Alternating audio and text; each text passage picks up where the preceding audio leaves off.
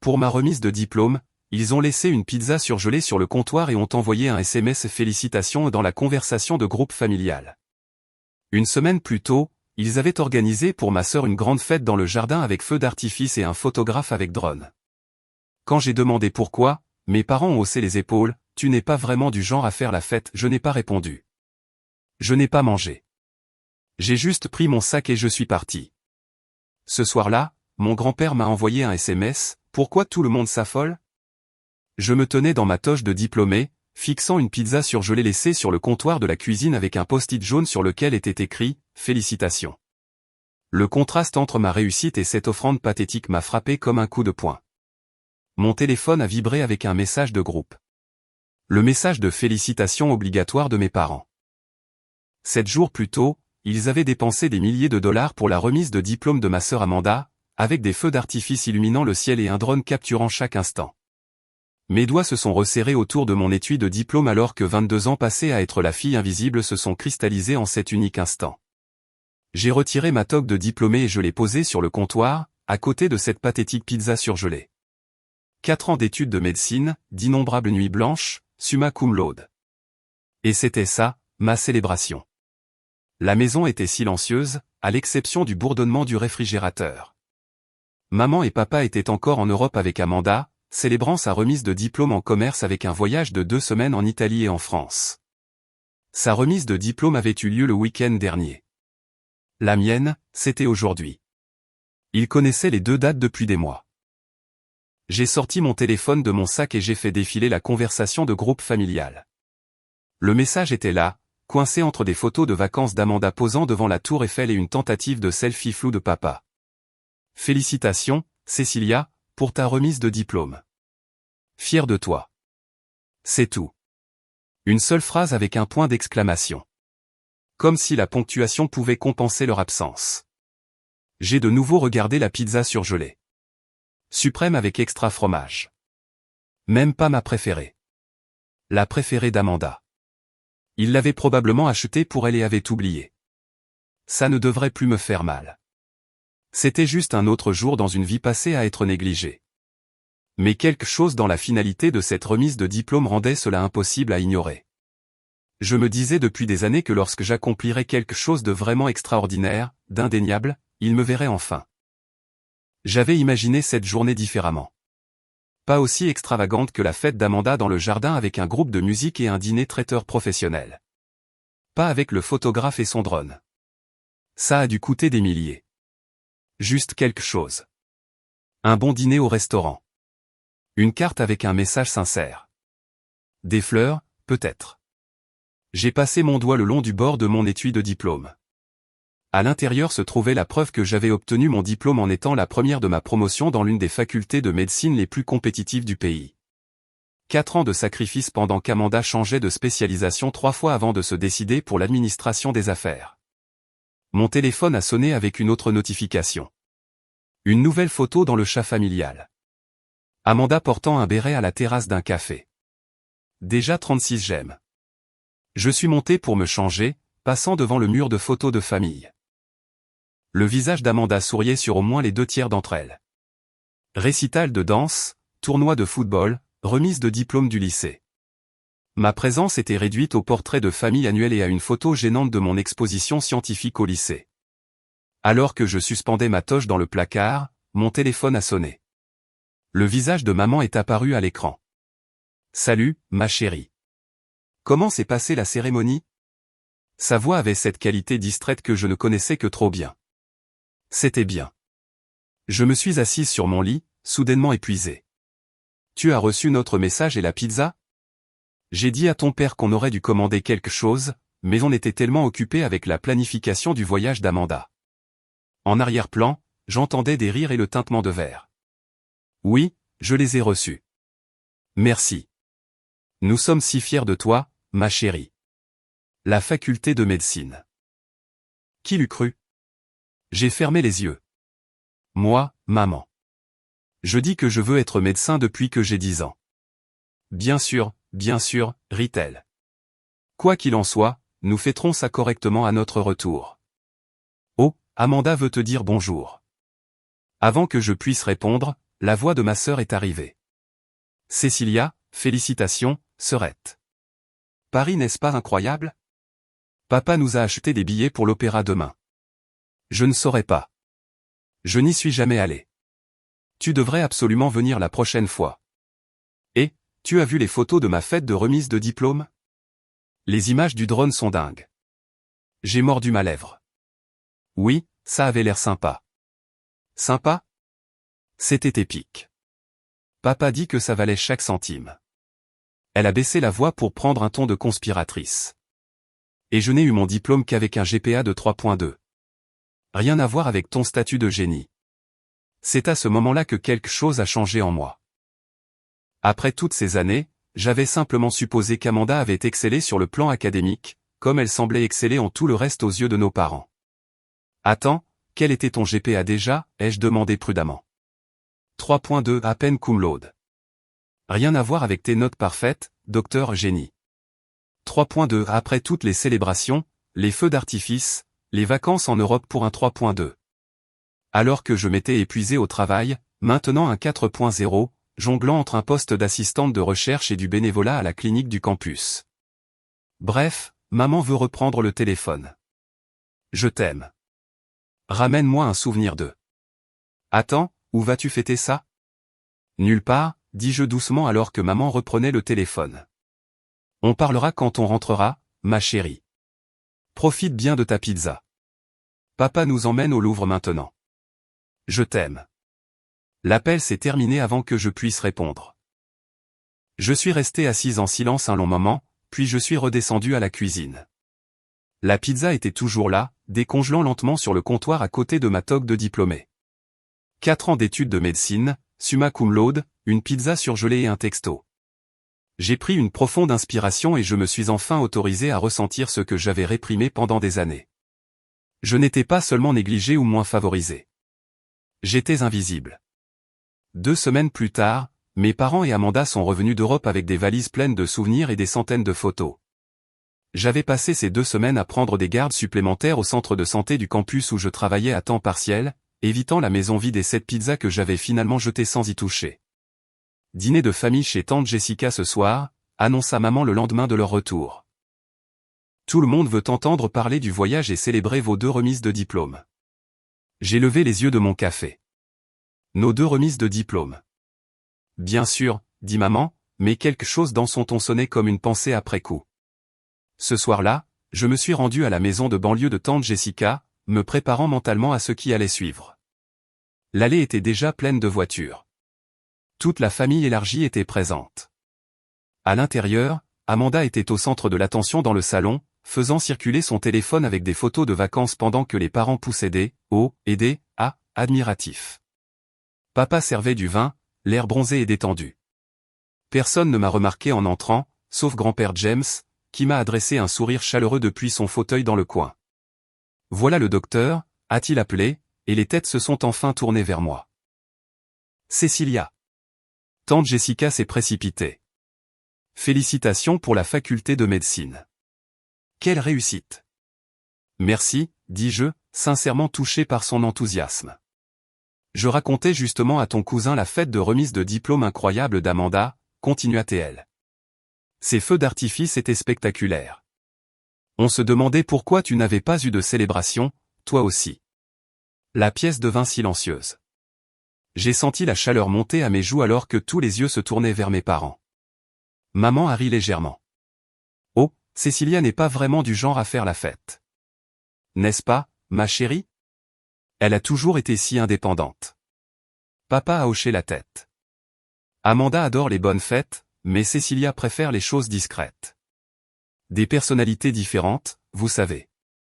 J'ai ouvert la bouche pour les contredire, pour dire qu'on ne m'avait jamais donné le choix. Mais Amanda a interrompu. À table.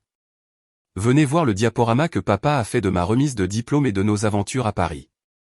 Tout le monde a migré vers la salle à manger où un projecteur avait été installé. 60 photos méticuleusement éditées de la fête de remise de diplôme d'Amanda remplissaient le mur pendant que nous mangions. Les prises de vue du drone étaient en effet spectaculaires, capturant le moment où les feux d'artifice explosaient au-dessus de nos têtes alors qu'Amanda posait avec son diplôme. Puis vinrent 40 autres photos d'Europe. Pas une seule image de ma remise de diplôme n'est apparue. Où sont les photos de la remise de diplôme de Cecilia, a demandé grand-père James pendant une pause dans la présentation. Un silence gêné s'est installé sur la table. Nous n'avons pas pu assister à sa cérémonie, expliqua maman. C'était le même week-end que nous préparions la fête d'Amanda. Ma cérémonie était une semaine après la fête d'Amanda, dis-je doucement. Maman cligna des yeux. Vraiment? Les dates se mélangent.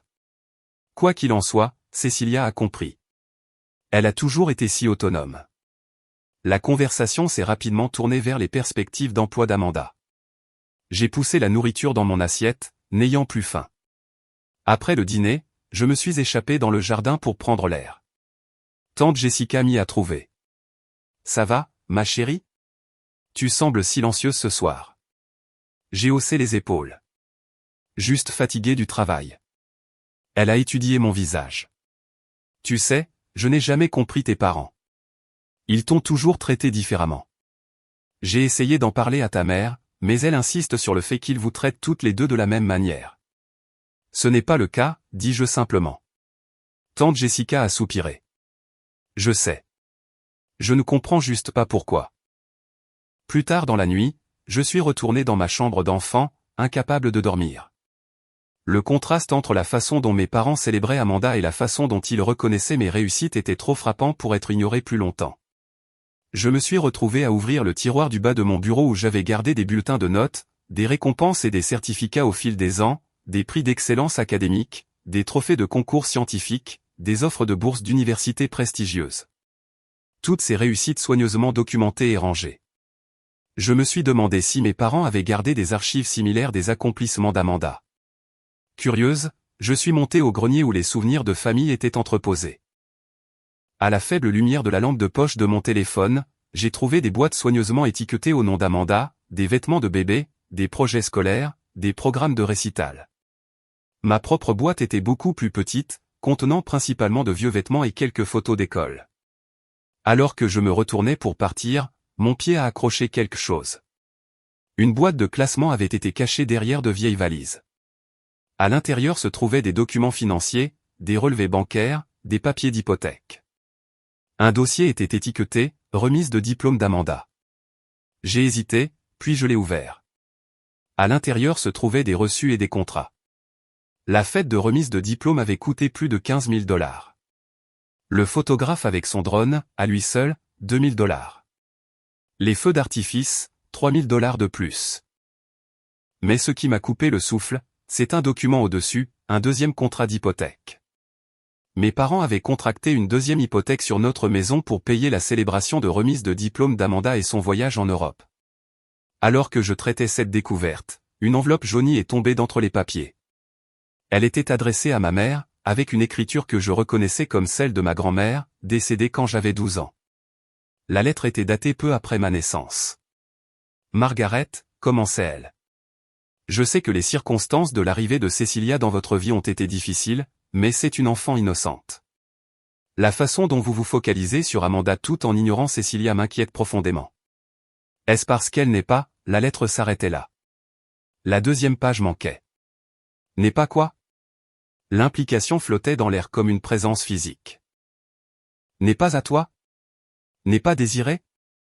N'est pas aimé? Une terrible suspicion a commencé à se former dans mon esprit. Étais-je adopté?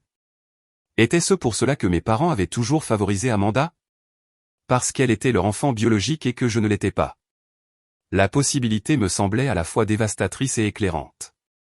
Elle expliquerait tant de choses. Le traitement différentiel, la distance émotionnelle, la comparaison constante où j'étais toujours perdante malgré mes réussites. J'ai soigneusement tout remis en place, sauf la lettre que j'ai pliée et mise dans ma poche.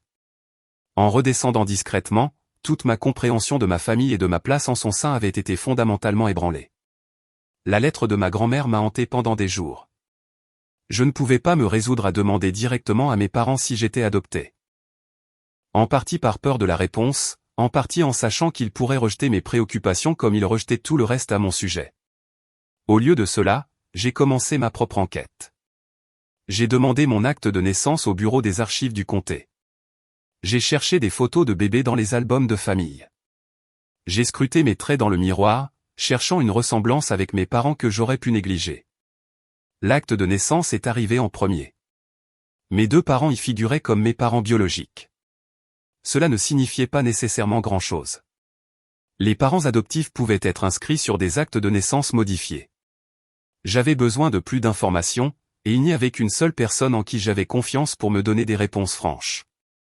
Grand-père James, le père de mon père. Je suis allé à sa petite maison en périphérie de la ville un dimanche après-midi, apportant sa tarte aux cerises préférée comme excuse pour la visite. Cecilia. Son visage s'est illuminé quand il a ouvert la porte. Quelle belle surprise. Grand-père James m'avait toujours accordé une attention particulière, même quand mes parents ne le faisaient pas. Il avait assisté à chaque exposition scientifique, chaque intronisation à une société d'honneur, chaque cérémonie de réussite scolaire que mes parents avaient trouvé des raisons de manquer. Nous nous sommes assis sur sa balancelle de Porsche, partageant la tarte et prenant des nouvelles. Finalement, j'ai rassemblé mon courage. Grand-père, puis-je te poser une question personnelle sur notre famille? Il a étudié mon visage. Bien sûr, ma chérie. Sais-tu pourquoi maman et papa traitent Amanda différemment de moi? Pourquoi ils l'ont toujours favorisée? Il a soupiré lourdement. Je me demandais quand tu poserais cette question directement. Je le vois depuis des années. J'ai essayé de compenser quand je le pouvais. Suis-je? J'ai hésité. Suis-je adopté? Grand-père James a semblé sincèrement surpris. Adopté? Non, pas du tout. Tu es tout à fait la fille de ton père. En fait, il a fait une pause, semblant peser ses mots avec soin. En fait quoi? Tu ressembles exactement à la première femme de ton père, Élise. Les mots m'ont frappé comme un coup physique. Première femme. Papa a été marié avant maman? Grand-père a hoché la tête lentement. Pour une courte période. Oui. Ils se sont mariés jeunes, juste après le lycée. Tu es né environ 1 an plus tard. Ils ont divorcé quand tu étais encore un bébé. Alors, maman n'est pas, je ne pouvais pas finir la phrase. Margaret n'est pas ta mère biologique. Non, c'est ta belle-mère. Elle et ton père se sont mariés quand tu avais un peu plus d'1 an. Amanda est née quelques années après. La révélation était écrasante. Ma belle-mère? Pas ma mère du tout. Toutes ces années. Est-ce qu'Amanda le sait? Ai-je demandé doucement. Je ne crois pas. Tes parents ont décidé de vous élever toutes les deux comme si Margaret avait toujours été ta mère. Élise a déménagé à l'autre bout du pays après le divorce et a accepté de se retirer complètement. Pourquoi personne ne me l'a jamais dit? Grand-père James a pris ma main. C'était la décision de tes parents. Je n'étais pas d'accord, mais ton père a insisté sur le fait que c'était mieux pour tout le monde, surtout pour toi. Mieux pour moi de ne pas savoir qui est ma vraie mère? Mieux d'être traité comme un membre de seconde zone de ma propre famille? Ma voix s'est brisée d'émotion. Je suis vraiment désolé, Cecilia. Ses yeux étaient tristes. J'aurais dû insister davantage pour qu'il te dise la vérité. J'ai eu du mal à assimiler cette nouvelle réalité. Cela explique tant de choses. Pourquoi maman? Margaret a toujours favorisé Amanda. Pourquoi rien de ce que je fais n'est jamais assez bien? Je veux que tu saches quelque chose, dit fermement grand-père. Je suis incroyablement fier de toi. Ce que tu as accompli, obtenir ton diplôme de médecine en étant première de ta promotion. C'est extraordinaire. Tu as fait ça toute seule, sans le soutien que tu méritais. Les larmes ont rempli mes yeux. Merci, grand-père. Ce soir-là, je suis retourné à la maison de mes parents, ma décision prise. Il était temps que la vérité éclate. Ils étaient dans le salon à regarder la télévision quand je suis entré. Amanda était sortie avec des amis. Il faut qu'on parle, dis-je, debout dans l'encadrement de la porte. Papa a coupé le son de la télévision. Qu'est-ce qui ne va pas? Je connais la vérité. Je sais que Margaret n'est pas ma mère biologique. La couleur a quitté leurs deux visages. Qui t'a dit ça? A exigé papa. Est-ce que ça a de l'importance? C'est vrai, n'est-ce pas? Maman. Non. Margaret a été la première à se ressaisir. Nous allions te le dire quand tu serais plus grande. J'ai 26 ans. Je viens d'obtenir mon diplôme de médecine. Quel âge de plus fallait-il que j'aie? Papa s'est levé. Cécilia, tu dois comprendre. Nous avons fait ce que nous pensions être le mieux pour toi. Le mieux pour moi ou le mieux pour vous?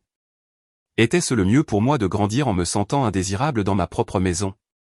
De vous regarder célébrer chaque petite chose qu'Amanda faisait tout en ignorant mes réussites? De rentrer de ma remise de diplôme de médecine pour trouver une pizza surgelée? Alors que vous aviez contracté une deuxième hypothèque pour organiser une fête avec des feux d'artifice pour Amanda? Leurs expressions choquées ont confirmé qu'ils ne savaient pas que j'avais trouvé les documents d'hypothèque. C'est différent, dit Margaret sur la défensive. Amanda avait besoin de ce regain de confiance. Tu as toujours été autonome. J'étais autonome parce que je devais l'être, parce qu'aucun de vous n'a jamais été là pour moi. Ce n'est pas vrai, protesta faiblement papa. Ah oui? Où étiez-vous quand j'ai gagné le concours scientifique de l'État au lycée? Ou quand j'ai été acceptée en médecine? Ou quand j'ai été nommée meilleure étudiante de ma promotion? Vous avez toujours eu des excuses. Nous vous avons toujours traité toutes les deux exactement de la même manière, insista Margaret. Quelque chose en moi a craqué. Arrête de mentir. Vous ne nous avez jamais traités de la même manière. Vous avez toujours favorisé Amanda parce qu'elle est votre vraie fille. Tu veux savoir la vérité? La voix de Margaret monta, stridente. Bien. Oui. Ça a été plus difficile pour moi avec toi. Chaque fois que je te regarde, je vois la femme que mon mari a aimée avant moi. Tu as ses yeux, son sourire. Sais-tu ce que c'est que d'élever l'enfant d'une autre femme? Margaret, arrête, l'avertit papa, mais elle était inarrêtable. J'ai essayé. Dieu sait que j'ai essayé de t'aimer de la même manière, mais Amanda est la mienne. Ma chair et mon sang. Bien sûr que c'est différent. Et toi? Je me suis tourné vers mon père, des larmes coulant sur mon visage. Quelle est ton excuse? Il a détourné le regard. Je ne voulais pas que Margaret se sente en insécurité en te montrant une attention particulière. Alors, à la place, tu ne m'as montré aucune attention du tout. Tu es mon père. Ton travail était de me protéger, de me faire sentir aimé et apprécié. Cécilia, tu exagères, dit Margaret d'un ton dédaigneux. Nous t'avons tout donné, une maison, une éducation, des opportunités. Sauf de l'amour, sauf un sentiment d'appartenance, sauf la vérité sur qui je suis. La porte d'entrée s'est ouverte et grand-père James est entré. Il m'avait apparemment suivi, inquiet de la tournure que pourrait prendre cette confrontation. J'en ai assez entendu, dit-il d'un air sombre. Margaret, Frank, j'ai honte de vous deux. Papa, ce ne sont pas tes affaires, commença mon père. C'est devenu mes affaires quand vous avez commencé à maltraiter ma petite fille. La voix de grand-père était sévère. J'ai observé pendant des années comment vous favorisiez Amanda tout en négligeant les besoins et les réussites de Cécilia. J'ai essayé de vous en parler et vous avez toujours rejeté mes préoccupations. Nous n'avons négligé personne, protesta Margaret. Une pizza surgelée pour sa remise de diplôme de médecine alors que vous contractiez une deuxième hypothèque pour la fête d'Amanda. Ce n'est pas de la négligence? La voix de grand-père s'éleva d'indignation. Mon père a au moins eu la décence d'avoir l'air honteux. Je ne peux plus faire ça, dis-je doucement. Je ne peux pas prétendre que nous sommes une grande famille heureuse alors que la vérité est que je n'ai jamais vraiment fait partie de cette famille. Je suis monté et j'ai pris le sac de voyage que j'avais préparé avant de les affronter. Quand je suis redescendu, il se disputait encore avec grand-père. Je pars, ai-je annoncé. Je ne sais pas quand je reviendrai. Cécilia, ne sois pas dramatique, dit Margaret. Où iras-tu? Ce ne sont plus tes affaires, ai-je répondu froidement. Mon père s'est avancé vers moi. Cécilia, s'il te plaît, parlons-en rationnellement. J'ai été rationnel toute ma vie, papa. J'ai accepté tranquillement d'être traité comme moins que rien, d'être négligé, d'être la pensée après coup. Plus maintenant. J'ai franchi la porte avec mon sac, ignorant leurs appels à revenir. Grand-père James m'a suivi jusqu'à ma voiture. Tu peux rester avec moi aussi longtemps que tu en as besoin, a-t-il offert. Merci, grand-père, mais je pense que j'ai besoin d'un peu d'espace loin de tout le monde en ce moment. Je t'appellerai demain. En partant, mon téléphone a commencé à vibrer avec des messages textes. Je les ai tous ignorés. Pour la première fois de ma vie, je me mettais en premier. Je me suis enregistré dans un hôtel du centre-ville, une petite suite avec une kitchenette où je pouvais me cacher du monde tout en digérant le tremblement de terre qui venait de détruire ma compréhension de ma vie. Mon téléphone a continué de vibrer toute la soirée. Des appels et des textos de mon père, de Margaret, même d'Amanda, qui devaient être rentrés au milieu des conséquences de mon départ. Je les ai tous mis en sourdine, sauf un texto de grand-père James. Pourquoi tout le monde s'affole? Es-tu en sécurité? J'ai répondu simplement, je suis en sécurité. J'ai juste besoin de temps. Il a répondu, prends tout le temps dont tu as besoin. Je suis là quand tu seras prête. Cette nuit-là, j'ai à peine dormi. Mon esprit tournait à toute vitesse avec des souvenirs de toute mon enfance, maintenant vus à travers le prisme de cette nouvelle information. Les fois où Margaret avait tressailli quand quelqu'un remarquait à quel point je ressemblais à mon père. Comment elle corrigeait toujours les gens qui disaient qu'Amanda et moi nous ressemblions. Amanda tient de ma famille. La façon dont elle avait survolé les histoires de ma petite enfance tout en s'attardant sur chaque étape importante d'Amanda. Au matin, l'épuisement m'avait laissé engourdi. J'ai suivi les gestes de me doucher et de m'habiller, puis j'ai décidé qu'un café pourrait aider à restaurer un semblant de fonctionnement normal. Le café de l'hôtel était bondé, alors j'ai marché jusqu'à un café au coin de la rue. Alors que je faisais la queue, une voix familière a appelé mon nom. Cécilia, c'est bien toi. Je me suis retourné pour voir la docteure Nathalie Wright, la directrice du département de neurologie de ma faculté de médecine et l'une de mes mentors. Docteur Wright. Bonjour. J'ai essayé d'esquisser un sourire. Elle a étudié mon visage. Ça va? Tu as l'air épuisé. Je vais bien. Je gère juste quelques problèmes de famille.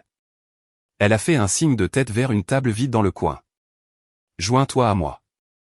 J'allais juste prendre un café avant d'aller à l'hôpital.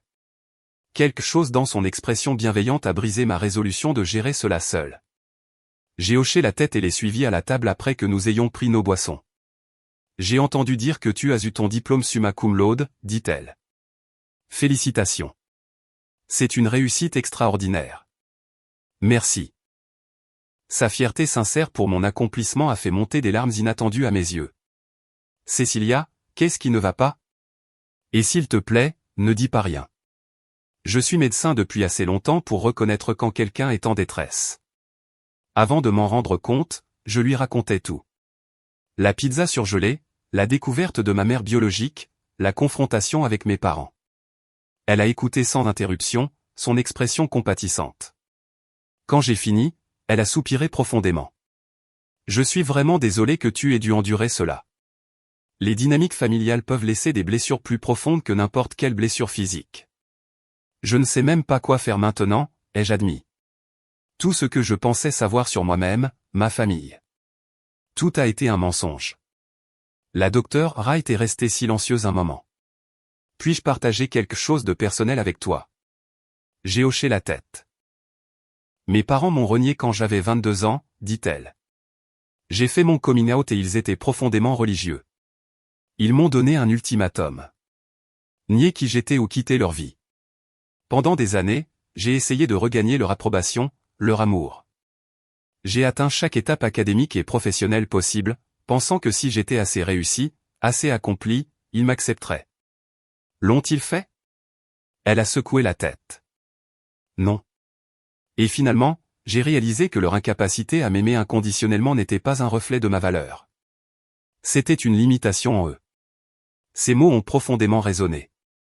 La famille que j'ai maintenant, continua-t-elle, est une famille que j'ai construite. Des collègues qui sont devenus des amis qui sont devenus une famille, ma femme et notre fille. Parfois, les gens qui partagent notre sang ne sont pas capables de nous donner ce dont nous avons besoin. Comment as-tu surmonté la douleur? Ai-je demandé. Pas entièrement. Je n'ai simplement plus laissé ça me définir. Elle a pris une gorgée de son café. Ce qui m'amène à quelque chose dont je comptais t'appeler de toute façon. On m'a demandé de diriger un nouveau programme de recherche en neurologie à l'hôpital universitaire de San Francisco. Je suis en train de constituer une équipe des résidents les plus brillants que je connaisse, et ton nom était en haut de ma liste. Je l'ai regardé, stupéfaite. San Francisco? Mais c'est à l'autre bout du pays. En effet. Et peut-être que cette distance te donnerait l'espace nécessaire pour découvrir qui est Cécilia, en dehors des dynamiques familiales qui t'ont défini si longtemps. L'offre était à la fois terrifiante et exaltante. Un nouveau départ. Une chance d'être apprécié pour mes capacités. Un mentor qui voyait mon potentiel. Puis-je y réfléchir? Bien sûr. Le programme commence dans 2 mois. Prends ton temps, mais pas trop. Elle a souri et a regardé sa montre. Je dois y aller, mais appelle-moi n'importe quand. Et Cécilia, souviens-toi que ta valeur n'est pas déterminée par la façon dont ta famille te voit. Après le départ de la docteure Wright, je suis resté assise à contempler son offre et ses paroles. Une nouvelle ville, un programme prestigieux, une chance de me redéfinir loin de l'ombre d'être l'enfant la moins favorisée. En quittant le café, j'ai littéralement bousculé Taylor Harris, ma meilleure amie du lycée. Nous nous étions perdus de vue pendant l'université et la faculté de médecine, mais son visage familier était exactement ce dont j'avais besoin de voir. Cécilia Palmer. Oh mon Dieu, ça fait une éternité. Elle m'a prise dans ses bras. J'ai entendu dire que tu viens d'obtenir ton diplôme de médecine. C'est incroyable. Merci, dis-je, souriant sincèrement pour la première fois depuis des jours. Comment vas-tu? Je viens d'obtenir mon master en éducation. J'enseigne en 5e année maintenant. Es-tu libre pour déjeuner? On a tellement de choses à se rattraper. 1 heure plus tard, nous partagions une table dans notre ancien restaurant préféré. Il avait toujours été facile de parler à Taylor, et bientôt, je me suis retrouvé à lui confier les récentes révélations sur ma famille. Je me suis toujours posé la question, admit Taylor. La façon dont tes parents te traitaient, toi et Amanda, différemment était assez évidente, même au lycée. Vraiment? Je pensais que j'étais juste hypersensible. Pas du tout. Tu te souviens quand tu as gagné cette énorme bourse scientifique et que tes parents ne sont même pas venus à la cérémonie? Pendant ce temps, ils ont organisé cette immense fête de 16e anniversaire pour Amanda le même mois. Le souvenir était douloureux. J'avais oublié ça. Taylor a hésité. Il y a autre chose que tu devrais savoir. Amanda et moi sommes restés un peu en contact via les réseaux sociaux. Pas des amis proches, mais on commente parfois les publications de l'autre. D'accord. Elle a toujours été étrangement compétitive à ton sujet, même quand tu n'étais pas là. Genre, elle publiait des choses se comparant à toi, se faisant généralement paraître meilleure. Quoi? Pourquoi ferait-elle ça? Elle a toujours été l'enfant prodige. Taylor a sorti son téléphone et a fait défiler quelques captures d'écran. Je les ai sauvegardées parce qu'elles me dérangeaient. Regarde. Elle m'a tendu son téléphone. Il y avait un message privé d'Amanda datant de quelques années. Ma sœur pense qu'elle est si spéciale avec ses notes parfaites. Mais devinez qui reçoit une voiture pour son anniversaire? Pas Mademoiselle 4.0 GPA. Un autre, mes parents m'emmènent à Cancun pour les vacances de printemps. Cécilia est coincée à la bibliothèque à étudier. Qui gagne à la vie maintenant? Et plus récemment, ma fête de remise de diplôme a coûté plus cher qu'un semestre de la précieuse faculté de médecine de Cécilia. Je suppose que ça montre qui maman et papa apprécient le plus. Je me suis senti mal en lisant ces messages. Je n'avais aucune idée qu'elle ressentait ça. Je pense qu'elle a toujours été jalouse de toi, dit Taylor doucement. Ton intelligence, ta concentration, tes réussites. La façon dont ton grand-père t'adore de toute évidence. Jalouse de moi? C'est ridicule. Elle a tout eu sur un plateau d'argent alors que j'ai dû me battre pour chaque miette de reconnaissance. Matériellement, peut-être, mais tu as mérité chaque réussite par ton propre mérite. Au fond, je pense qu'elle le sait. Le favoritisme de ses parents est la seule raison pour laquelle elle a de quoi se vanter. La perspective de Taylor était déconcertante. J'avais passé ma vie à envier la place d'Amanda dans notre famille, sans jamais considérer qu'elle pourrait envier certains aspects de ma vie. Je dois retourner au travail, dit Taylor en regardant l'heure. Mais ne nous perdons plus de vue, d'accord? Et Cécilia, ne laisse pas les problèmes de tes parents te définir. Tu es incroyable. Avec ou sans leur reconnaissance. En quittant le restaurant, l'offre d'emploi de la docteure Wright me semblait de plus en plus attrayante. San Francisco. Un nouveau départ. Une chance d'être apprécié pour qui j'étais, pas pour qui je n'étais pas. Mon téléphone a vibré avec un autre texto de mon père. S'il te plaît, rentre à la maison. Il faut qu'on parle. Pour la première fois de ma vie, je n'ai pas immédiatement répondu à sa convocation. Au lieu de cela, j'ai répondu par texto, j'ai besoin de plus de temps. Puis j'ai appelé grand-père James. Il était temps d'obtenir plus de réponses sur ma mère biologique et l'histoire familiale qui m'avait été cachée pendant 26 ans. 3 jours plus tard, j'ai finalement décidé de retourner à la maison de mes parents pour récupérer d'autres de mes affaires. J'étais resté chez grand-père James, où il m'avait donné de l'espace pour digérer tout en me donnant plus de détails sur ma petite enfance et ma mère biologique. J'ai programmé ma visite en milieu de matinée, espérant que tout le monde serait sorti. À ma surprise, la voiture d'Amanda était dans l'allée. Elle devait être rentrée plus tôt de son voyage post-diplôme en Europe. Utilisant ma clé, je suis entré discrètement et me suis dirigé directement vers les escaliers. La voix d'Amanda m'a arrêté. Alors, tu as enfin décidé de revenir. Elle se tenait dans l'embrasure de la porte de la cuisine, les bras croisés sur la défensive. Je viens juste chercher quelques-unes de mes affaires, ai-je répondu prudemment. Tu as mis cette famille sans dessus-dessous. Tu sais que papa dort à peine. Maman pleure tout le temps. J'ai frémi à son ton accusateur. Je suis désolé. Découvrir qu'on m'a menti toute ma vie a été un inconvénient pour tout le monde. Ils essayaient de te protéger. Vraiment? Où se protégeait-il eux-mêmes? J'ai commencé à monter les escaliers, ne voulant pas de cette confrontation.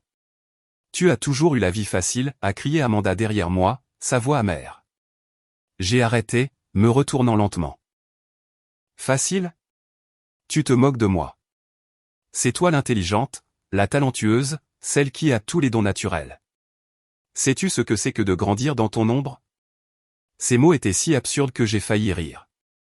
Mon ombre, Amanda? Ils t'ont favorisé de toutes les manières possibles depuis que nous sommes enfants. Ils m'ont donné des choses parce que j'avais besoin d'aide supplémentaire. Toi non. Tu as toujours été spécial sans même essayer. Je suis redescendu de quelques marches.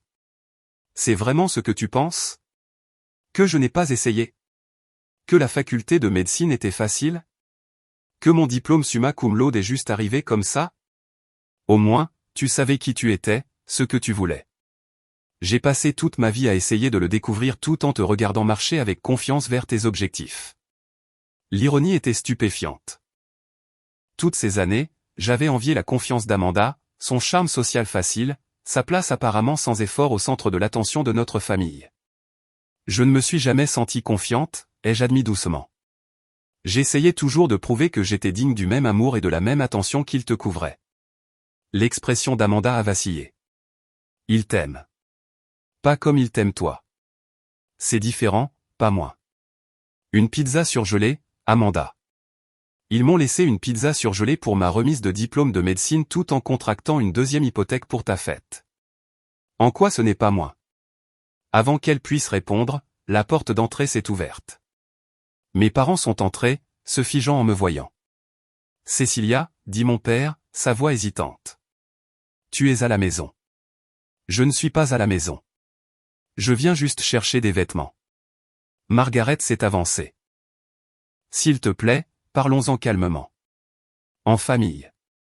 Nous ne sommes pas une famille, dis-je sèchement. Les familles ne se mentent pas pendant 26 ans. Nous avons fait ce que nous pensions être le mieux, insista papa. Le mieux pour qui? Pas pour moi. L'expression de Margaret s'est durcie. Tu as toujours été si dramatique. Toujours à tout ramener à toi. Tout ramener à moi. Quand avez-vous jamais fait quoi que ce soit pour moi? Ma remise de diplôme de médecine était une semaine après la fête d'Amanda. Vous n'avez même pas réussi à commander une pizza. Vous avez laissé une pizza surgelée sur le comptoir. Nous étions fatigués. Sais-tu combien de travail a nécessité la célébration d'Amanda? Oui, en fait. Pour une valeur de 15 000 $. Pour une valeur d'une deuxième hypothèque. Ce n'est pas juste, intervint Amanda. Je n'étais au courant de rien de tout ça. Il ne s'agit pas de toi, Amanda. Ai-je lancé? Tu vois, c'est exactement de ça que je parle, dit Margaret triomphalement. Tu as toujours été jalouse de ta sœur. Toujours en compétition avec elle. Je n'ai jamais été en compétition avec elle. Je voulais juste le même amour et la même attention que tu lui donnais librement. La dispute s'est envenimée, les voix s'élevant alors que des années de ressentiment et de blessures se déversaient de toutes parts. Nous étions si absorbés par notre dispute que nous n'avons pas entendu la porte d'entrée s'ouvrir à nouveau. Qu'est-ce qui se passe ici, au nom du ciel? Grand-père James se tenait dans l'embrasure de la porte, le visage rouge de colère. Papa, c'est une affaire de famille privée, commença mon père. Oh, maintenant tu te soucies de la famille. La voix de grand-père était tranchante. Où était cette préoccupation quand tu as laissé ta fille rentrer à la maison pour trouver une pizza surgelée après avoir obtenu son diplôme de médecine? Pas encore ça, soupira Margaret. Si, encore ça. Grand-père a sorti un portefeuille en cuir de sous son bras. J'ai gardé des archives au fil des ans. Anniversaire, célébration, cadeaux de Noël, présence aux événements scolaires. La disparité est frappante et indéniable. Il a ouvert le portefeuille et a commencé à étaler des photographies sur la table basse. Des comparaisons côte à côte de mes anniversaires par rapport à ceux d'Amanda. Des listes d'événements que mes parents avaient manqués pour moi mais auxquels ils avaient assisté pour Amanda. Papa, qu'est-ce que tu fais? A demandé mon père, la voix tremblante. Je vous montre la vérité que vous avez refusé de voir. J'ai essayé de vous parler pendant des années de la façon dont vous traitez ces filles différemment. Vous avez toujours rejeté mes préoccupations. Margaret s'est avancée, le visage rouge. Tu n'as pas le droit de juger comment nous avons élevé nos enfants. Ce n'est pas ton enfant, dit grand-père doucement. Ça a toujours été le problème, n'est-ce pas, Margaret? Tu n'as jamais pu voir au-delà du fait que Cecilia est la fille d'Elisa. La pièce est tombée dans le silence. J'ai essayé, murmura finalement Margaret. J'ai vraiment essayé de l'aimer de la même manière. Non, tu n'as pas essayé, dit mon père de manière inattendue. Et je t'ai laissé faire parce que je me sentais coupable. Nous nous sommes tous tournés vers lui, surpris. Coupable de quoi, ai-je demandé. Il s'est affaissé sur le canapé, paraissant soudain beaucoup plus vieux. De t'aimer plus qu'Amanda. Margaret a halté. Qu'est-ce que tu viens de dire? Je suis désolé, Margaret. C'est la vérité. Dès la naissance de Cecilia, elle a eu tout mon cœur. Elle ressemble tellement à Élise, oui, mais elle me ressemble aussi tellement. Sa façon de penser, sa détermination, son intelligence. Il a levé les yeux vers moi, des larmes dans les yeux. J'ai surcompensé avec Amanda parce que j'avais peur de montrer du favoritisme envers toi, Cecilia. Je pensais que si je donnais plus de choses à Amanda, plus de célébration, ça équilibrerait la connexion naturelle que je ressentais avec toi. Alors tu m'as simplement ignoré. Au lieu de ça. Tu as manqué mes événements, minimisé mes réussites. Ma voix s'est brisée d'émotion. J'ai eu tort. Tellement tort. Il a enfoui son visage dans ses mains.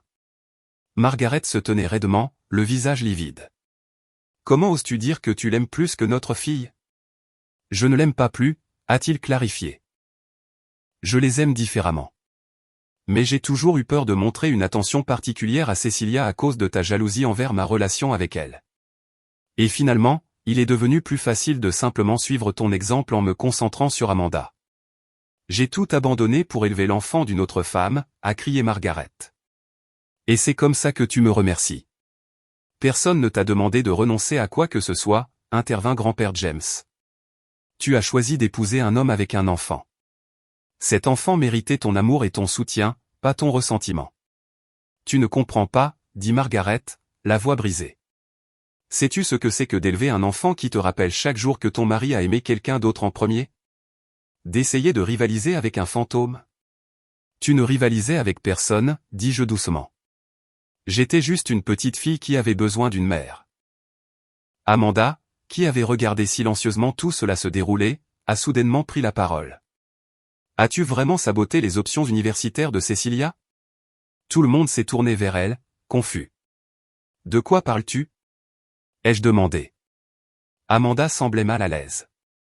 Quand je nettoyais le grenier le mois dernier, j'ai trouvé une boîte avec tes affaires. Il y avait des offres de bourse de Harvard, Stanford, Johns Hopkins, des lettres d'acceptation que tu n'as jamais mentionnées. Un frisson m'a parcouru alors que je me tournais vers Margaret. De quoi parle-t-elle? Margaret n'a pas voulu croiser mon regard. Maman? A insisté Amanda. As-tu caché les lettres d'acceptation de Cecilia? J'ai fait ce que je devais faire, a finalement admis Margaret. Ces écoles étaient trop loin, trop chères, trop prestigieuses. J'ai corrigé, une vague de fureur m'envahissant. Tu as caché mes offres de bourse, mes lettres d'acceptation? Je pensais qu'aucun de mes premiers choix ne voulait de moi. Tu t'en es très bien sorti à l'université d'État, dit Margaret sur la défensive. Très bien. J'aurais pu aller à Harvard avec une bourse complète. As-tu la moindre idée de comment cela aurait changé ma trajectoire de carrière?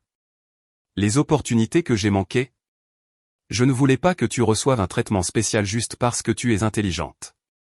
La vie n'est pas juste, Cecilia. Le plus tôt tu l'apprendrais, le mieux ce serait. La pièce est de nouveau tombée dans le silence. L'ampleur de cette nouvelle trahison s'installant. Amanda a été la première à parler, sa voix à peine audible. Maman, comment as-tu pu faire ça? Margaret s'est tournée vers elle, s'attendant clairement à du soutien. Amanda, tu ne comprends pas. J'essayais de protéger notre famille. En écrasant les opportunités de ma sœur? Amanda a secoué la tête, incrédule. Ce n'est pas de la protection. C'est du sabotage. Pour la première fois de ma vie, j'ai vu ma sœur prendre vraiment ma défense contre nos parents. C'était une révélation. Je ne peux plus faire ça, dis-je, ramassant doucement mon sac. Je ne peux pas continuer à découvrir de nouvelles couches de trahison et prétendre qu'elle ne me blesse pas jusqu'à l'os. Cecilia, s'il te plaît, commença mon père. Non, j'en ai fini. Je reviendrai chercher le reste de mes affaires quand vous ne serez pas là. Je suis sorti, cette fois avec grand-père James et, étonnamment, Amanda me suivant.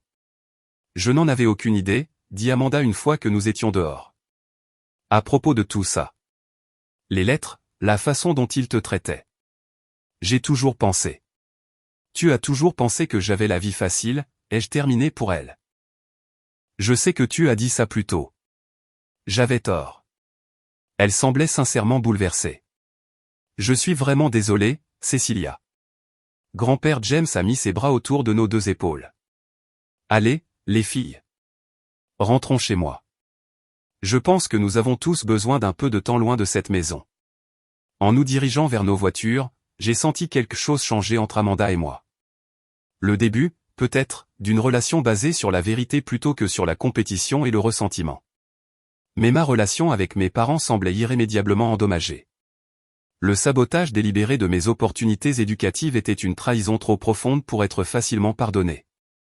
Ce soir-là, chez grand-père, alors qu'Amanda et moi parlions plus ouvertement que nous ne l'avions jamais fait, mon téléphone a sonné avec un appel d'un numéro inconnu. Bonjour, est-ce bien Cecilia Palmer, a demandé une voix de femme. Oui, c'est moi.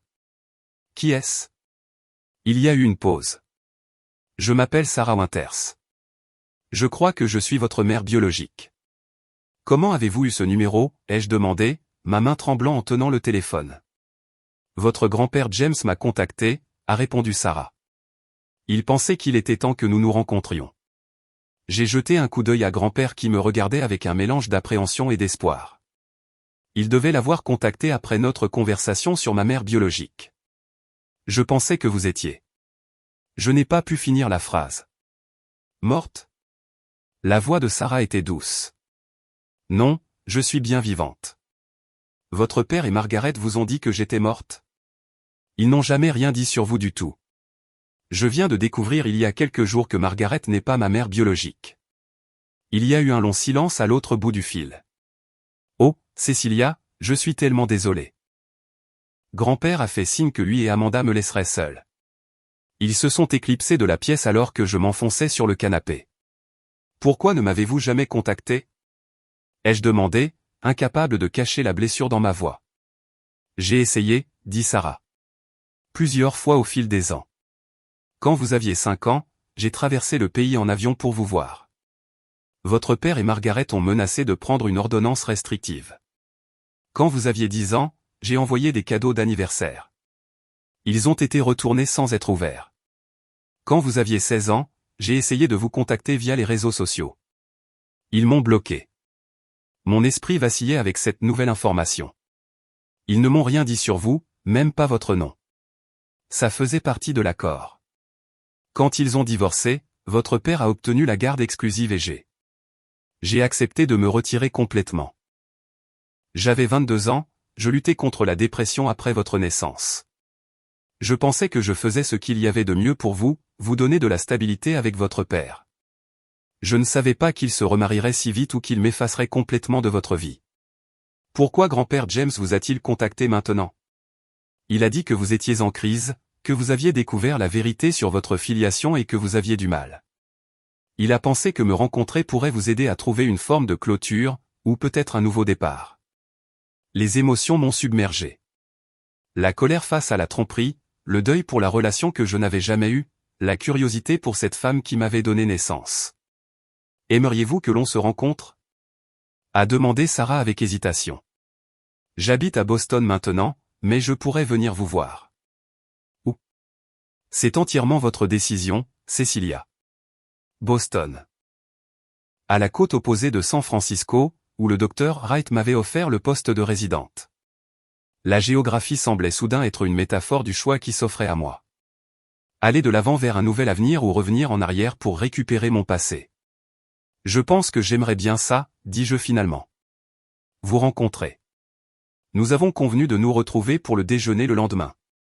Après avoir terminé l'appel, je suis restée assise dans un silence stupéfait jusqu'à ce que grand-père et Amanda reviennent. J'espère que tu n'es pas en colère contre moi, dit grand-père. J'aurais dû demander avant de la contacter. Je ne suis pas en colère, l'ai-je rassuré. Juste dépassé. Amanda s'est assise à côté de moi. Qu'est-ce qu'elle a dit? J'ai raconté la conversation, essayant toujours de la digérer moi-même. Tu vas la rencontrer, a demandé Amanda. Demain, pour le déjeuner. Veux-tu que je vienne avec toi? A offert grand-père. J'ai secoué la tête. Je pense que c'est quelque chose que je dois faire seul. Cette nuit-là, j'ai à peine dormi. Mon esprit était en ébullition avec des questions sur Sarah, sur ma propre identité, sur le chemin à suivre. Au matin, l'épuisement m'avait laissé vide et déconnecté de la réalité. Alors que je m'habillais pour la rencontre avec ma mère biologique, mon téléphone a sonné. C'était le docteur Wright. Cecilia, je déteste te mettre la pression, mais j'ai besoin de savoir si tu es intéressée par le poste à San Francisco. J'ai d'autres candidats en attente. J'y réfléchis encore, dis-je. C'est une grande décision. Bien sûr, mais j'aurai besoin de ta réponse d'ici la fin de la semaine. Est-ce que c'est faisable? Oui. Je vous le ferai savoir d'ici vendredi. Après avoir raccroché, je me suis regardé dans le miroir. Qui était Cecilia Palmer? La fille négligée? La diplômée de médecine très performante? La femme à qui on avait menti toute sa vie? Ou quelqu'un de complètement différent? Quelqu'un que je n'avais pas encore découvert. Le café où j'avais convenu de rencontrer Sarah était un terrain neutre. Pas trop intime, avec une issue facile si nécessaire. Je suis arrivé en avance, m'installant à une table dans un coin avec vue sur la porte. Quand elle est entrée, je l'ai reconnue immédiatement. C'était comme voir une version plus âgée de mon propre visage. Nous avions les mêmes yeux, les mêmes pommettes, la même façon de mettre une mèche de cheveux derrière l'oreille. Elle a hésité à l'entrée, balayant la pièce du regard.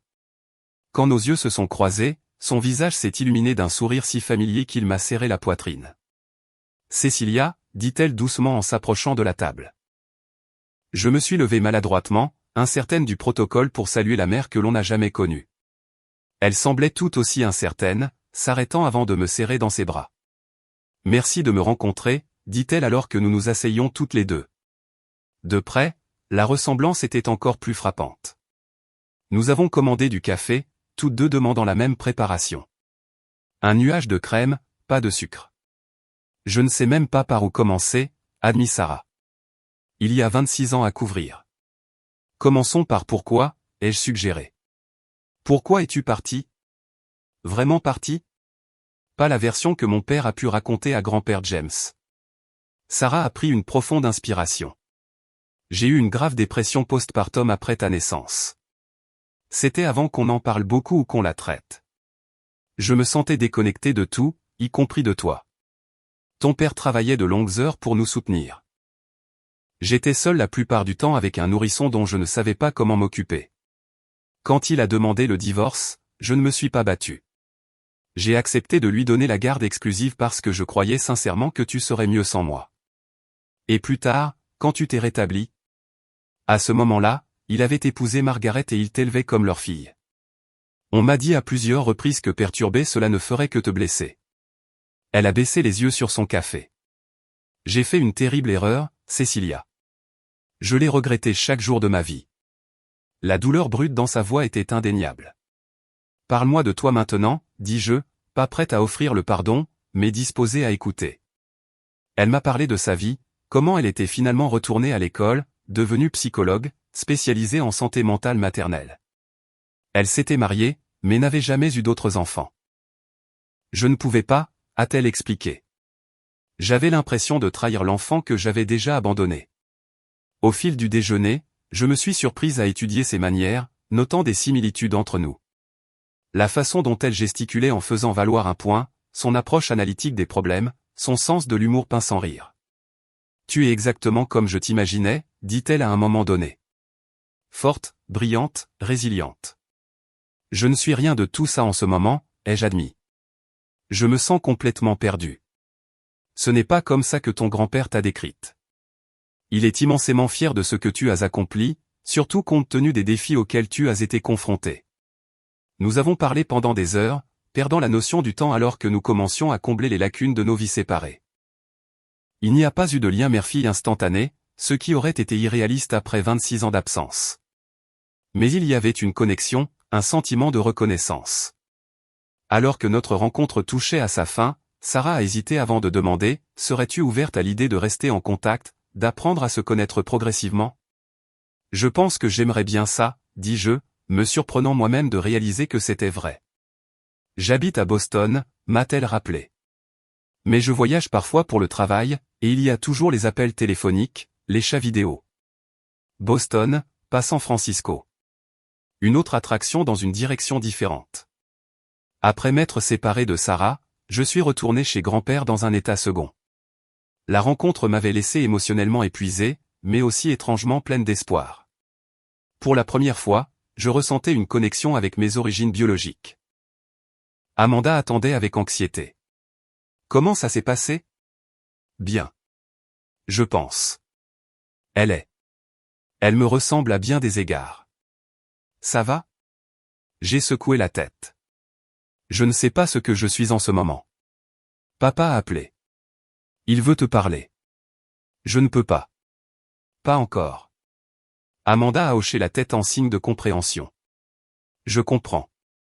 Mais Cecilia, ils sont toujours nos parents.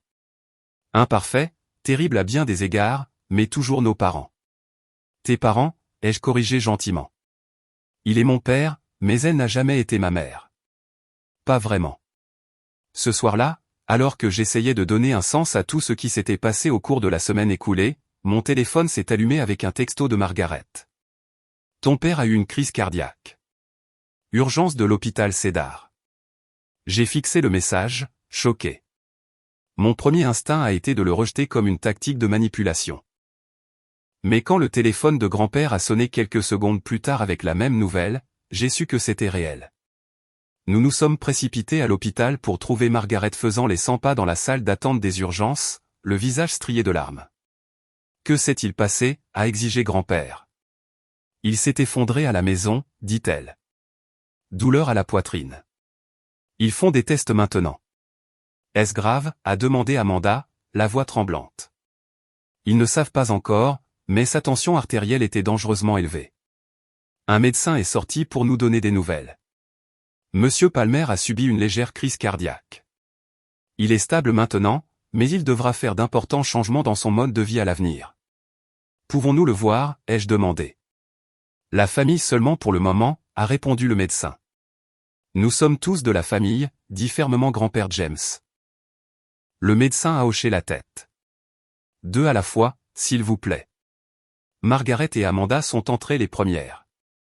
Je me tenais maladroitement avec grand-père James, incertaine de ma place dans cette crise familiale. Ça ne change rien, dis-je doucement. Ce qu'ils ont fait. Non, ça ne change rien, a convenu grand-père. Mais ça pourrait changer la façon dont tu choisis d'avancer. Quand ce fut notre tour, j'ai hésité à la porte de la chambre de mon père. Il voudra te voir, m'a encouragé grand-père. Mon père semblait plus petit, en quelque sorte vulnérable dans le lit d'hôpital avec des moniteurs attachés à sa poitrine. Ses yeux se sont écarquillés quand il m'a vu. Cécilia, a-t-il murmuré. Tu es venue. Bien sûr que je suis venu. Je suis désolé, dit-il, la voix brisée. Je suis tellement désolé pour tout. J'avais imaginé ces excuses d'innombrables fois au cours de la semaine passée, j'avais répété tout ce que je dirais en réponse. Mais en le voyant comme ça, les mots de colère sont morts dans ma gorge. On pourra en parler quand tu iras mieux, dis-je à la place. Il a tendu la main vers la mienne. Je ne veux pas attendre. J'ai besoin que tu saches à quel point je suis fier de toi, à quel point je t'aime. J'ai échoué en tant que père, et je le regretterai pour le reste de ma vie. Les larmes ont rempli mes yeux alors que je luttais avec des émotions contradictoires. La colère face à sa trahison. L'amour pour le père qui avait tout de même été présent dans ma vie. La peur de le perdre malgré tout. J'ai rencontré Sarah aujourd'hui, dis-je. Il a hoché la tête lentement. Ton grand-père m'a dit qu'il l'avait contacté. Comment c'était? Surréaliste, mais bien, je crois. Elle a expliqué certaines choses. J'aurais dû te dire la vérité il y a des années. J'ai été un lâche. Je ne pouvais pas être en désaccord avec cette évaluation. Papa, dis-je prudemment. La docteure Wright m'a offert un poste de résidente à San Francisco. Son expression était un mélange de fierté et de tristesse. C'est une opportunité prestigieuse. Quand partirais-tu? Dans 2 mois. Sitôt? J'ai hoché la tête. Viendras-tu au moins me dire au revoir avant de partir, si tu décides de l'accepter? La question flottait entre nous. Pourrait-il y avoir une quelconque réconciliation? Ou les dégâts étaient-ils trop graves? En quittant l'hôpital cette nuit-là, le poids des décisions pesait sur moi. San Francisco ou Boston? Nouveau départ ou passé retrouvé? Pardon ou séparation? Mon téléphone était rempli de messages de Sarah, du docteur Wright, de collègues me félicitant pour mon diplôme. J'ai fait défiler les messages jusqu'à ce que je tombe sur les photos que j'avais prises des offres de bourse cachées qu'Amanda avait trouvées. Harvard, Stanford, Johns Hopkins. Des opportunités volées par la jalousie de Margaret et la complicité de mon père. À ce moment-là, quelque chose s'est cristallisé en moi. Je ne pouvais pas changer le passé. Je ne pouvais pas récupérer ces opportunités perdues. Mais je pouvais saisir celle-ci, la résidence à San Francisco. Je pouvais enfin me mettre en premier. J'ai appelé le docteur Wright. J'accepte le poste, dis-je sans préambule. Merveilleux, s'est-elle exclamée. Je suis ravi de vous avoir dans l'équipe, Cécilia. C'est la bonne décision. Je le pense aussi, ai-je répondu, ressentant un étrange mélange de chagrin et de détermination. Je pense qu'il est temps que je découvre qui je suis en dehors de l'ombre de ma famille. Après avoir raccroché, j'ai envoyé un texto à Sarah pour lui faire part de ma décision, lui expliquant que même si je voulais continuer à la connaître, j'avais besoin de ce nouveau départ. Sa réponse a été immédiate et encourageante. Je comprends tout à fait. La distance ne signifie pas nécessairement la déconnexion. Je serai là chaque fois que tu voudras me contacter. Pour la première fois depuis des jours, j'ai ressenti un sentiment de clarté. Le chemin à suivre était incertain, mais c'était à moi de le choisir. Les 6 semaines suivantes passèrent dans un tourbillon de préparatifs. J'ai trouvé un appartement à San Francisco, j'ai fait transférer mes qualifications médicales en Californie et j'ai commencé le processus de séparation de ma vie de la famille qui m'avait à la fois formée et contrainte. Mon père se remettait lentement de sa crise cardiaque, la crise de santé semblant déclencher une introspection émotionnelle plus profonde. Il appelait régulièrement, ses excuses devenant plus précises et significatives à chaque conversation. Il ne m'a jamais demandé de lui pardonner purement et simplement, ce que j'ai apprécié. Au lieu de cela, il a simplement essayé d'être présent d'une manière qu'il n'avait pas été tout au long de mon enfance. Margaret a gardé ses distances, ce qui était un soulagement. Notre dernière interaction avait eu lieu à l'hôpital où elle m'avait maladroitement remercié d'être venue. Malgré tout, il n'y a pas eu de grande réconciliation, pas d'excuses larmoyantes de sa part. Certaines relations, j'apprenais, ne pouvaient pas être réparées, seulement acceptées pour ce qu'elles étaient ou n'étaient pas. Amanda m'a le plus surprise. Libérée de la dynamique compétitive que nos parents avaient favorisée, elle est devenue mon plus grand soutien, m'aidant à faire mes cartons pour le déménagement et insistant pour traverser le pays en voiture avec moi jusqu'à San Francisco. Je veux rattraper le temps perdu, a-t-elle expliqué lorsque je lui ai demandé pourquoi elle prendrait 2 semaines de congé pour ce road trip. On ne nous a jamais donné la chance d'être de vraies sœurs. J'aimerais essayer maintenant. Sarah et moi nous parlions chaque semaine, nos conversations devenant plus à l'aise à mesure que nous découvrions nos intérêts communs et nos traits de personnalité. Elle prévoyait de visiter San Francisco une fois que je serais installé, une perspective qui m'excitait et me terrifiait à la fois. Avant que je ne quitte la ville, grand-père James a insisté pour organiser une véritable célébration de ma remise de diplôme de médecine. Tout le monde mérite d'être célébré, dit-il fermement. J'ai d'abord résisté, ne voulant pas créer plus de drame familial, mais il a insisté, et finalement j'ai accepté une petite réunion chez lui. Tu peux inviter qui tu veux, m'a-t-il assuré. C'est ta journée. J'ai invité la docteure Wright, qui venait en avion pour finaliser les détails du programme de résidence. J'ai invité Taylor, dont l'amitié avait été un soutien crucial pendant cette période tumultueuse. J'ai invité quelques collègues proches de la faculté de médecine. Après mûre réflexion, j'ai invité Sarah, sentant qu'il était important de reconnaître toutes les parties de mon parcours. Je n'ai délibérément pas invité mon père ni Margaret, ayant encore besoin d'espace et de limites. J'ai invité Amanda, qui a promis d'aider grand-père avec les préparatifs. Le matin de la célébration, je me suis réveillé avec un texto de Sarah, bien arrivé. Hâte de te célébrer aujourd'hui. Son simple message a fait monter des larmes inattendues à mes yeux. Après 26 ans, ma mère biologique serait présente pour assister à une étape importante de ma vie. Cela me semblait significatif d'une manière que je ne pouvais pas entièrement articuler. Quand je suis arrivé chez grand-père cet après-midi-là, j'ai été stupéfaite par la transformation. Le jardin avait été décoré avec des bannières et des fleurs de bon goût. Une table portait un gâteau orné du symbole du caducée médical et des mots « Félicitations, Dr Palmer ». Un petit groupe de personnes que j'aimais se promenait, bavardant et riant. « Grand-père, c'est magnifique », ai-je murmuré, touché par ses efforts. « Tu le mérites », dit-il simplement. Je suis seulement désolé que cela ne se soit pas produit quand ça aurait dû. La docteure Wright s'est approchée, élégante dans une robe bleue. « Cecilia, votre grand-père m'a raconté toutes vos expériences scientifiques d'enfance. Apparemment, vous conceviez des dispositifs médicaux rudimentaires à l'école primaire. » J'ai ri. Il exagère. Mais j'ai démonté notre grille-pain pour voir comment il fonctionnait quand j'avais 7 ans et je l'ai remonté parfaitement, a ajouté fièrement grand-père. Alors que d'autres invités arrivaient, je me suis surprise à me détendre dans la célébration. C'est ce que la remise de diplôme aurait dû être entouré de personnes qui se souciaient sincèrement de mes accomplissements. Sarah est arrivée, l'air nerveuse, restant en retrait jusqu'à ce que je m'approche d'elle. « Je suis si heureuse que vous ayez pu venir », dis-je, me surprenant en initiant une étreinte. « Je n'aurais manqué ça pour rien au monde », répondit-elle, rendant l'étreinte. « J'ai déjà manqué trop de choses. » Pendant que nous discutions, Taylor nous a rejointes, curieuse de rencontrer la mère que je n'avais jamais connue. Bientôt, Amanda est venue aussi, et je me suis retrouvé entouré de 3 générations de femmes, chacune représentant différents aspects de mon passé et de mon avenir.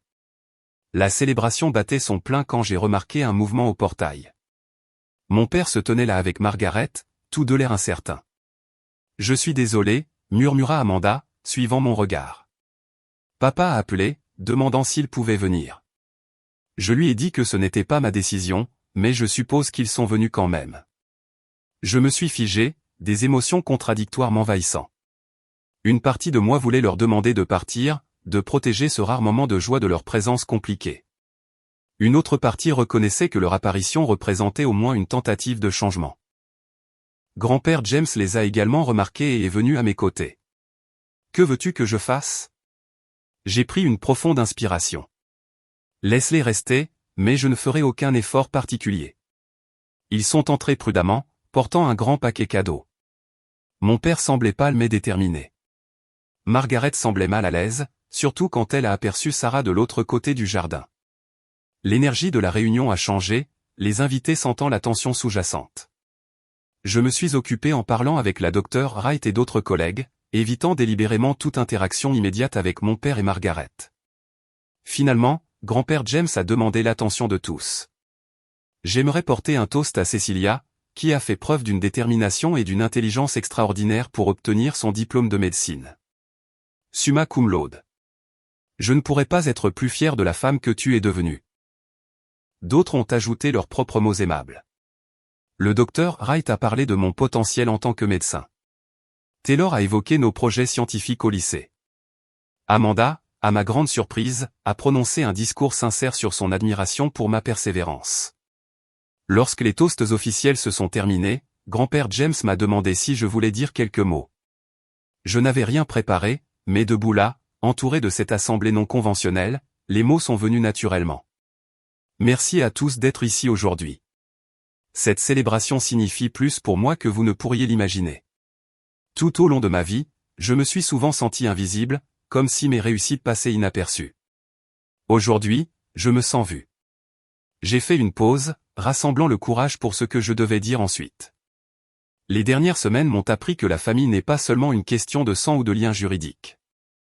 C'est une question de qui est là pour vous, qui vous apprécie pour qui vous êtes exactement, qui célèbre vos victoires et vous soutient dans les défaites. Selon cette définition, tout le monde ici aujourd'hui est ma famille. Mes yeux ont balayé l'assemblée, incluant délibérément tout le monde, même mon père et Margaret. Je suis sur le point de commencer un nouveau chapitre à San Francisco, et j'emporte avec moi la connaissance que je ne suis pas défini par la perception que quelqu'un d'autre a de ma valeur. Ma valeur n'est pas déterminée par le fait que je sois célébré ou négligé. Elle vient de l'intérieur. J'ai levé mon verre. Ce n'est donc pas seulement une célébration d'un diplôme. C'est une célébration de la découverte de ma propre voie et de la définition de mon propre chemin. Merci de faire partie de ce voyage. Les applaudissements étaient chaleureux et sincères. Alors que les gens retournaient à leur conversation, Margaret s'est approchée de moi, son expression indéchiffrable. C'était un beau discours, dit-elle sèchement. Merci. Je t'ai apporté quelque chose.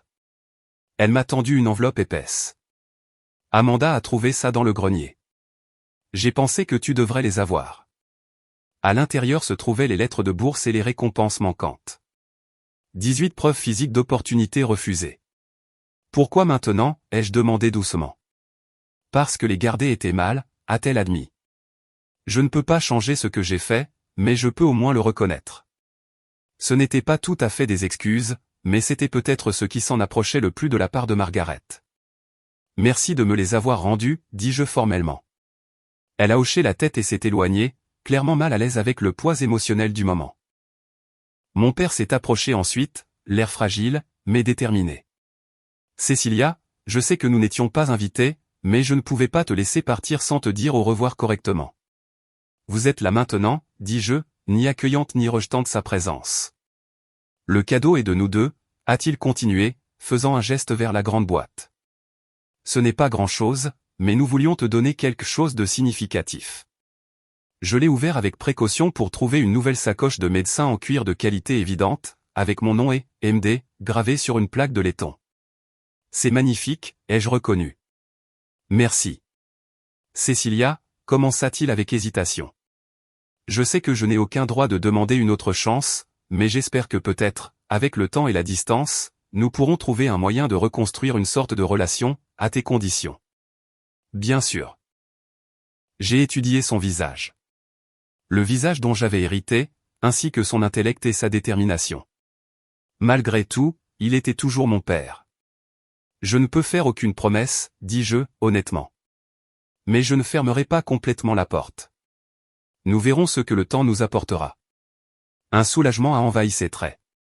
C'est plus que ce que je mérite. Merci.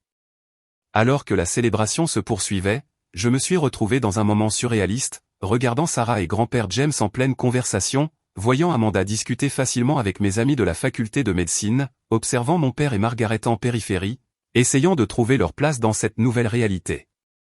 Le docteur Wright est apparu à mes côtés. Une dynamique familiale assez compliquée que vous avez là. J'ai ri. C'est un euphémisme. Vous la gérez avec une grâce remarquable, a-t-elle observé. Cette résilience vous servira bien dans votre carrière. J'apprends que je peux reconnaître la douleur du passé sans la laisser déterminer mon avenir, ai-je répondu. Une leçon précieuse à tout âge, a-t-elle convenu. L'équipe de résidence est ravie de vous accueillir, Cécilia. Ce sera une expérience transformatrice. Alors que l'après-midi se transformait en soirée, les invités sont partis progressivement avec des vœux chaleureux pour mon nouveau voyage. Finalement, seul le groupe principal est resté. Grand-père James, Amanda, Sarah et mes parents.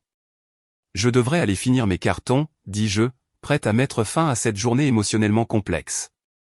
Avant que tu ne partes, dit grand-père James, j'ai autre chose pour toi. Il m'a tendu une enveloppe. J'ai mis en place un fonds en fiducie pour toi. Ce n'est pas énorme, mais ça devrait t'aider avec le déménagement et l'installation à San Francisco. Grand-père, je ne peux pas accepter. Si, tu le peux, a-t-il interrompu doucement. Considère cela comme le cadeau de remise de diplôme que tu aurais dû recevoir, plus les intérêts pour toutes les années où tes accomplissements n'ont pas été célébrés correctement. Sa générosité a fait monter les larmes à mes yeux. Merci. Sarah s'est approchée ensuite. J'ai une offre pratique si ça t'intéresse. J'ai une collègue à San Francisco avec une maison d'hôte qu'elle loue à des résidents en médecine. Elle est disponible si tu as besoin d'un endroit où rester pendant que tu cherches quelque chose de permanent. Ce serait incroyable, ai-je admis, touché par sa prévenance. Alors que je me préparais à partir, Amanda m'a serré fort dans ses bras. Plus que 2 jours avant notre road trip. J'ai prévu des arrêts touristiques ridicules en chemin. Mon père et Margaret se tenaient maladroitement près de leur voiture, l'incertitude se lisant sur leur visage. Je me suis approché d'eux une dernière fois. Merci d'être venu aujourd'hui, dis-je formellement. Nous sommes fiers de toi, Cecilia, dit mon père. Je sais que ces mots ne signifient pas grand-chose après tout, mais ils sont vrais. Margaret a hoché la tête sèchement à côté de lui, son expression compliquée. Je vous ferai savoir quand je serai installé à San Francisco, ai-je promis, offrant cette petite branche d'olivier. 2 jours plus tard, Amanda et moi avons commencé notre traversée du pays en voiture. En passant le panneau de sortie de la ville, j'ai senti un poids se soulever. Pas complètement parti, mais plus léger, en quelque sorte. Prête pour ce nouveau chapitre, Dr Palmer, a demandé Amanda, me jetant un coup d'œil depuis le siège du conducteur. Je crois que oui, ai-je répondu, me surprenant de la véracité de mes paroles. Le voyage de 2 semaines est devenu une sorte de guérison en soi, alors qu'Amanda et moi parlions librement de notre enfance, du favoritisme de nos parents et de notre propre relation compliquée. Sans la dynamique toxique créée par nos parents, nous avons découvert une connexion et une compatibilité authentique que nous n'avions jamais eu le droit de développer. Au moment où nous sommes arrivés à San Francisco, quelque chose de fondamental avait changé entre nous. Nous n'étions plus seulement des sœurs par circonstance. Nous étions en train de devenir des amis par choix. La maison d'hôte de la collègue de Sarah était parfaite. Un petit studio près de l'hôpital avec vue sur le jardin. Alors qu'Amanda m'aidait à déballer mes affaires, je m'émerveillais de la tournure différente des événements par rapport à ce que j'avais imaginé. Je pensais que je commencerais ce nouveau chapitre complètement seul, ai-je admis. Au lieu de cela, j'ai ce système de soutien étendu, compliqué et étrange. Le meilleur genre, a souri Amanda. Les familles normales sont surévaluées. Le premier jour de ma résidence, j'ai reçu des textos de tout le monde. Des mots d'encouragement de grand-père James, des conseils pratiques du docteur Wright, des vœux de Sarah, même un message formel de mon père. Amanda avait laissé une carte cachée dans ma sacoche de médecin. Va sauver des vies, sœurette. Je te rendrai visite le mois prochain. 3 mois après le début de ma résidence, j'ai effectué ma première procédure en solo, une intervention neurologique délicate qui s'est parfaitement déroulée. En quittant la salle d'opération, rouge de fierté, j'ai envoyé un texto de groupe à ma famille nouvellement configurée. J'ai réussi. Merci à tous de m'avoir vu.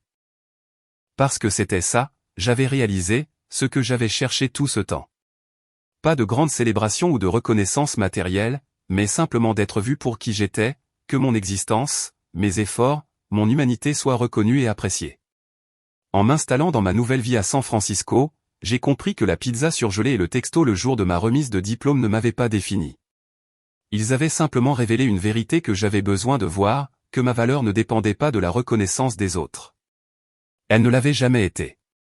6 mois après avoir déménagé, j'ai organisé un petit dîner dans mon nouvel appartement. Grand-père James était venu en avion pour une visite. Sarah était montée d'une conférence à Los Angeles. Amanda était venue pour son séjour mensuel du week-end. Même mon père avait fait le voyage, bien que Margaret ait décliné. En regardant autour de moi cette assemblée non conventionnelle, j'ai ressenti un profond sentiment de paix. La famille dans laquelle j'étais née m'avait fait défaut à bien des égards. Mais la famille que je construisais maintenant, en partie par le sang, en partie par choix, était plus forte pour avoir surmonté ses échecs. Vous êtes-vous déjà senti invisible dans votre propre famille ou avez-vous découvert que l'histoire de votre famille n'était pas ce que vous pensiez? J'adorerais lire vos histoires dans les commentaires ci-dessous. Si cette histoire a résonné en vous, n'hésitez pas à liker, vous abonner et la partager avec quelqu'un qui pourrait avoir besoin de l'entendre. Merci de m'avoir écouté et souvenez-vous que votre valeur n'est pas déterminée par la reconnaissance des autres.